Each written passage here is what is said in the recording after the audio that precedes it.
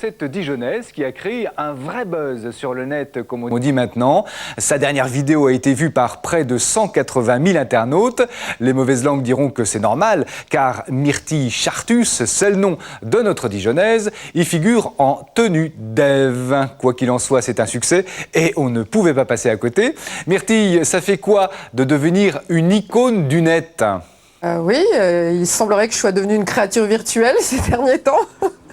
Je sais pas quoi en penser, mais ça fait plaisir en tout cas de faire un effet buzz sur Internet. Ouais. Et qu'avez-vous à répondre à ceux qui disent « Myrtille Chartus, elle se met à poil pour faire parler d'elle ». C'est pas parce qu'on voit un petit peu légèrement mon fessier galbé qu'on peut parler de réelle nudité, parce qu'en plus c'est pas une nudité gratuite.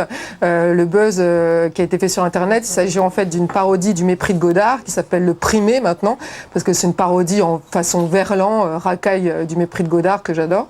Et donc il était nécessaire que je me mette aussi nue comme un verre que cette belle Brigitte Bardot, sinon il n'y aurait pas eu de buzz.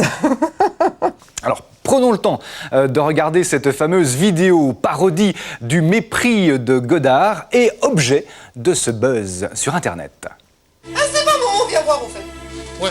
Tu m'as pas dit en fait, comment tu trouves mon nez?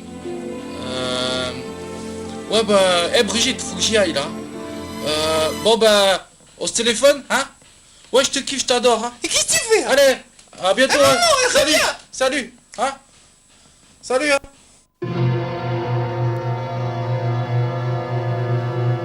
Alors Myrtille, vous êtes comédienne, humoriste, vous avez fait les Beaux-Arts à Dijon et à Paris. Pour vous, Internet, c'est comme une salle d'exposition en fait. Oui, maintenant, oui, moi j'estime que il faut avoir une visibilité, c'est obligatoire. Si en tant qu'artiste, on n'a aucune visibilité sur Internet, on n'est pas du tout plausible. Et comme j'aime à dire, maintenant, on juge un artiste au nombre de pages qu'il a sur Google. J'exagère un petit peu, mais c'est un peu ça. Est-ce que votre physique, dont vous dites qu'il n'est pas commun, vous en avez d'ailleurs parlé dans votre livre « Ni parfaite, ni refaite », est pour quelque chose dans ce succès ? En dehors de mon métier d'humoriste, moi je suis mannequin dit atypique d'une agence assez connue qui s'appelle Wanted et qui met en avant les physiques particuliers. Donc moi je me sers de mon physique atypique ou pas atypique, enfin je me sers de mon physique dans tout ce que je fais, oui. Et j'ai pas besoin de me mettre à poil pour ça.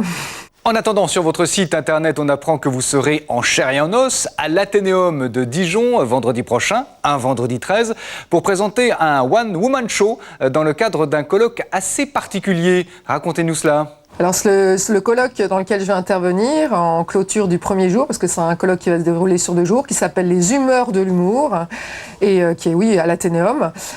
C'est un colloque qui va parler de tous les humours différents, en dehors de ce qu'on a l'habitude de voir justement dans les médias, à la télévision ou en général. Je fais rire avec des choses qui ne font pas rire habituellement. Je parle du sida, des tournantes, de plein de thèmes avec lesquels on n'a pas l'habitude de rire, pour un petit peu décoincer tout ça, justement. Parce que rire du quotidien, moi, je sais pas faire. Rire pour faire rire, ça m'intéresse pas non plus. Et ce que j'aime, c'est avec la musique des mots et de l'humour, faire peut-être prendre conscience de certaines petites choses dans la société, petites, entre guillemets, évidemment. Eh bien merci Myrtille, et l'on vous retrouve sur votre site avec vos vidéos ou à l'Athénéum de Dijon le vendredi 13 juin. Bonne chance et bon vent. L'actu vue à la télé est aussi vue sur le net.